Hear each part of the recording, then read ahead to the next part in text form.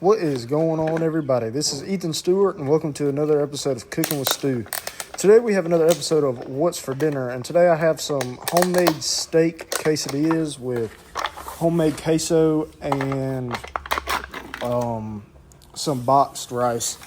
So what I'm going to go ahead and start out with is making my homemade sauce. I don't know if any of you have ever had the creamy jalapeno sauce from Taco Bell, but this is kind of what I like to recreate.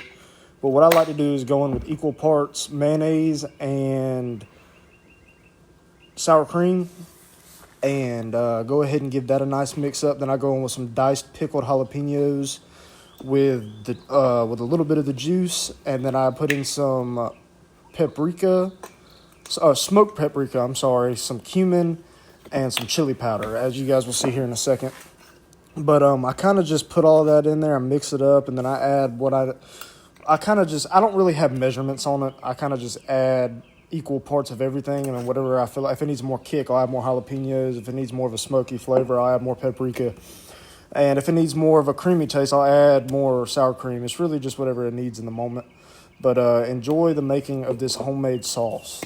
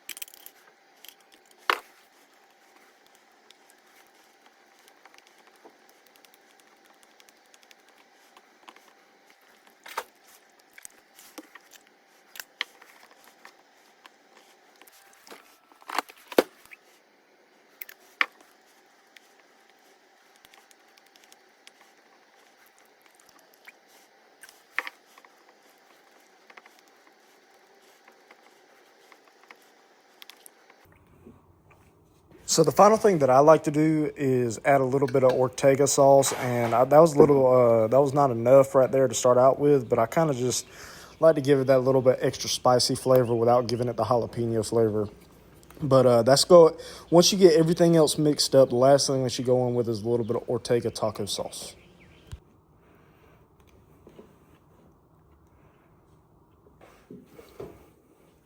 So once you get done with that homemade sauce, you want to go ahead and cover it and put it in the fridge until use. That way all them flavors can come together real nice.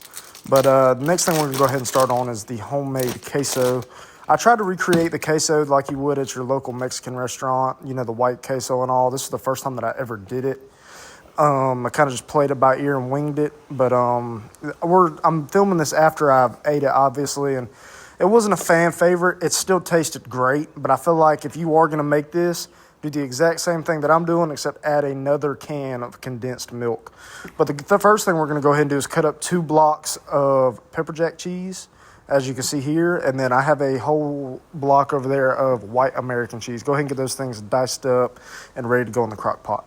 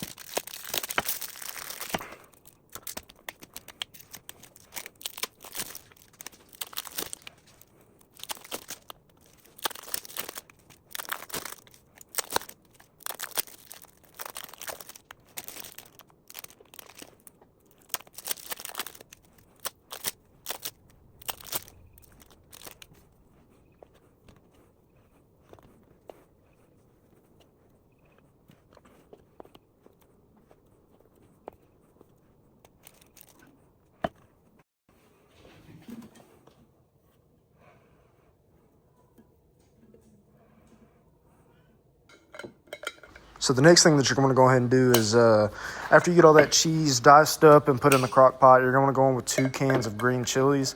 And if I were to do this again, I would only do 1 can. So if you're making it at home, disregard the other can. But it's pretty simple. You kind of just open them up and put them in there.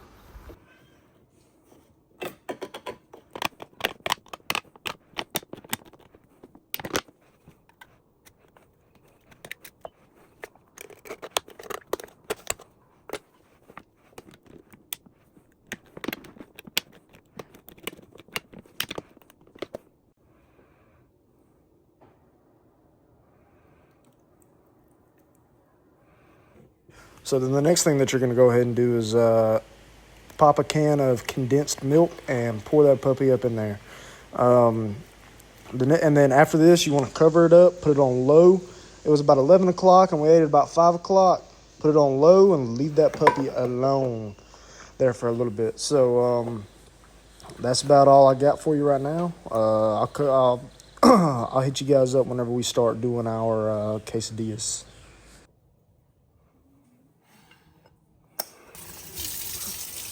All right, so the first order of business here is getting our rice going, because our rice probably is the most, probably takes the longest throughout this entire process. Rice is one of them things that you can kind of leave simmering and turn the heat down and control when it gets finished. So before I get into these hectic quesadillas, I kind of want to get the easy thing going first, if that makes sense. So I went in with 2.5 cups of water, and then it's just boxed Mexican rice. You just follow the instructions on the back, low to medium heat. I think I went on the medium side, get that water boiling. And then as you see here, I kind of just pour the rice into there with the seasoning packet. But that's all I got for you guys right now.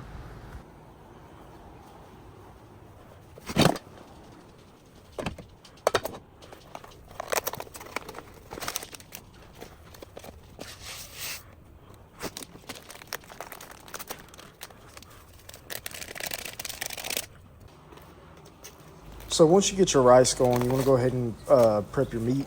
I just got normal steak bites, steak beef tips, whatever you want to call them, from the local grocery store. It really doesn't matter what kind of beef you get. You could even use chicken in this if you wanted to. It really doesn't matter what kind of protein you use. This is just what me and my household decided to do tonight. But so what I'm going to go ahead and do is chop these things up into little bite-sized pieces to put into the quesadillas, and that's really all we're about. That's about all we're doing right now. So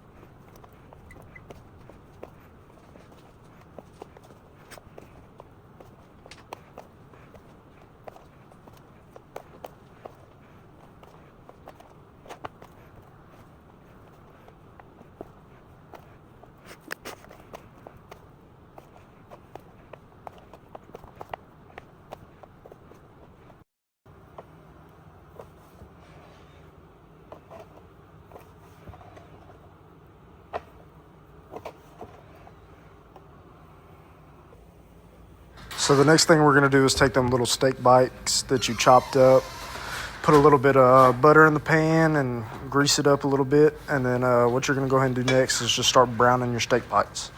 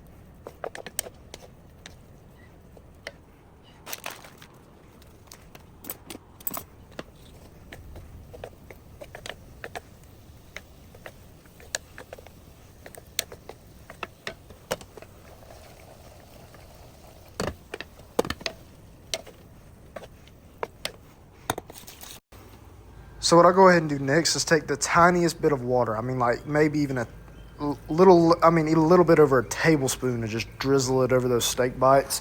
And it's right as they're starting to brown a little bit. And the reason why I do that is whenever I put this seasoning in here in a second, like I am right now, it lets that seasoning seep into those steak bites. And the water obviously will cook out of them, but that water makes a coating to where that seasoning, and I just took fajita seasoning. You can really use any kind of seasoning you want.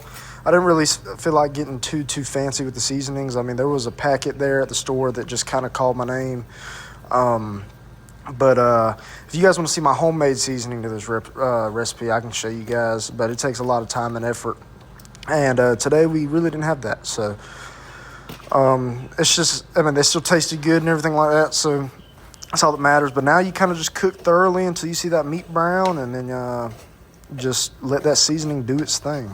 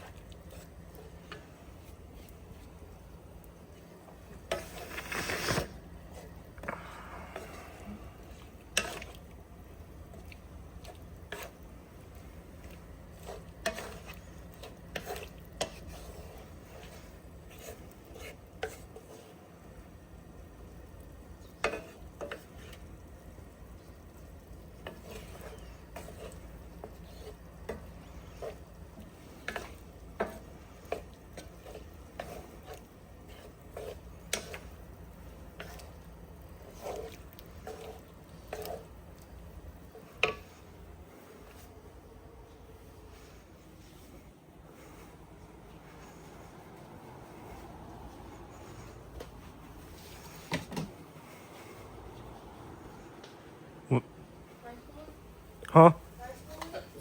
Huh? What about it? Yeah, it's been boiling.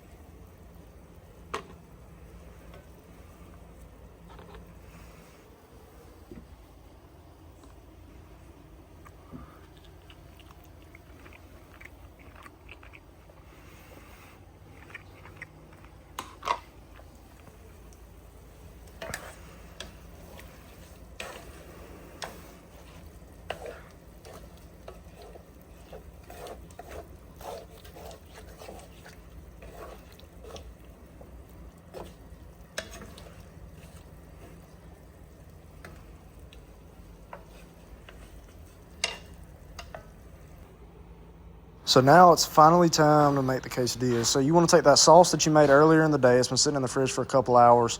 It's done marinated and all those seasonings and sauces made best friends, and now it tastes good and all, you know.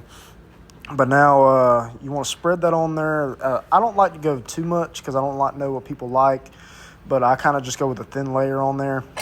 And then the next thing that I do, you just layer your beef that you made, and then you put some cheese over the top of it, and then you just brown that bad boy up.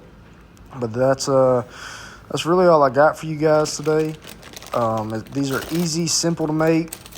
They don't break the bank, and I hope you guys are enjoying what you're seeing. And I've told you guys this already before, but I'm not trying to appeal to the fancy side of cooking. I'm appealing to the everyday person that doesn't really know what to do for supper and needs an idea. So you guys, let me know how you guys are liking this content.